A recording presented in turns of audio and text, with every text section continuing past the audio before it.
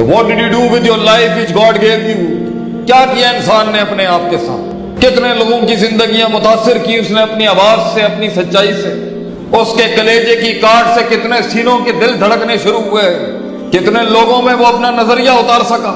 ادھر تو انسان کا اپنا جسم نہیں سنبھالا چاہ رہا ایک ٹائم، اور آپ دیکھیں لوگ پوری پوری قوموں کے دریاؤں کے رخ موڑ گئے اپنی طرف۔ انہوں نے پہاڑوں کو اپنے اندر منضبط کر لیا، کائنات ان کے سینے میں آ کے خام ہو گئی۔ وہ اتنے بڑے کلیجے اور جگر تھے۔ کیسے پہنچتا ہے ایک ننھا سا خلق الانسان حذیفہ والا شخص؟ اللہ قرآن میں کہتا ہے کہ کمزور بنایا ہم نے انسان کو۔ یہ گوشت کے لوتھڑے والا دل جس نے بند ہو جانا ایک دن، کیسے پہاڑوں کی اور کوکبوں کی ان ارتفاع تک پہنچ گیا، کیسے کر جاتا ہے انسان؟ یہ ان لوگوں کی بحث رہی ہے جنہیں معاشرے کی غلط روایات کبھی روک نہ سکی۔ یہ وہ نسلیں تھیں جو بنی ہی نہیں تھی کسی پنجرے میں بند کرنے کے لیے۔ ٹیلنٹ کا تعلق کسی برادری، قبیلے، کسی ملک سے نہیں ہوتا۔ ہنر تو ہنر ہے، کسی بھی حصے میں ہوگا، نمایاں ہو جائے گا کسی بھی دن جگہ۔ اس لیے کسی بڑے آدمی نے مجھے میری وقت کی محنتوں کے وقت، اور جب میں مارے کھا رہا تھا اور دھکے کھا رہا تھا، اس نے مجھے کہا تھا Sheikh remember you will be discarded by your country one day, تیرا ملک ایک دن تجھے ضرور پہچانے گا۔ اور ہم نے وہ دن دیکھا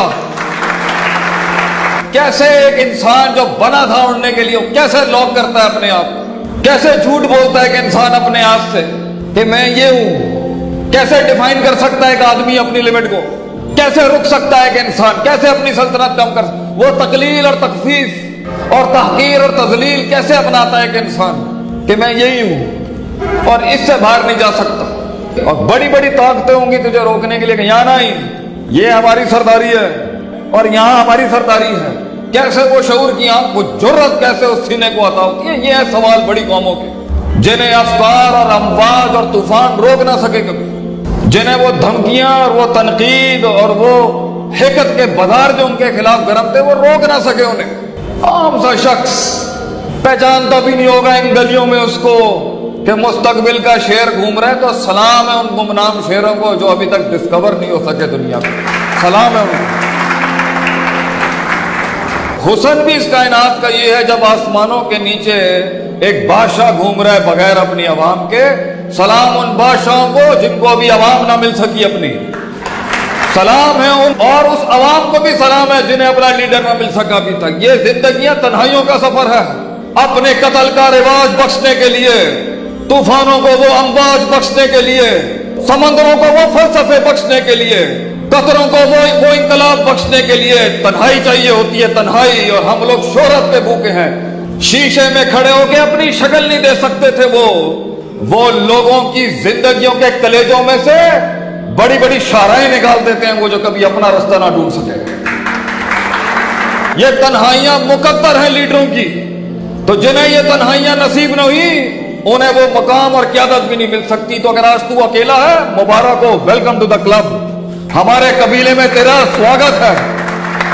اگر آج تو تنہا ہے اور لوگ تیرا گیت نہیں سن رہے، زندگی تیرے حق میں فتویٰ نہیں دے رہی، خاندانوں کی تائید تجھے نہیں مل رہی، لوگوں کی تنقید تیرے خلاف مضبوط اور کبھی ہوئی بھی ہے، سینہ زخمی ہے ان کے تیروں سے، محبوب چھوڑ چکے ہیں تجھے، وہ دہلی سے دھتکار چکی ہیں، اگر وہ تجھے سمجھ نہ سکے، تو انہیں سمجھا نہ سکا، وہ عشق وصال پا نہ سکا، سلام ہے تجھے ترقی کی راہ کے اوپر پہلا قدم ہی ان گمنامیوں کا تھا کہ لوگ قبول نہیں کریں گے تجھے۔ اس قیادت کے سفر کو، اس امامت کے سفر کو، اس ریاضت کے سفر کو اور اس شہادت کے سفر کو، جہاں روح خود سے ملتی ہے، پھر خود اس سے ملتا ہے، پھر انسان اپنی قوم سے ملتا ہے، پھر قافلہ جگہیں بناتا ہے اپنے، کیا منہ دے گا اپنے آپ کو کہ میں کر سکتا تھا؟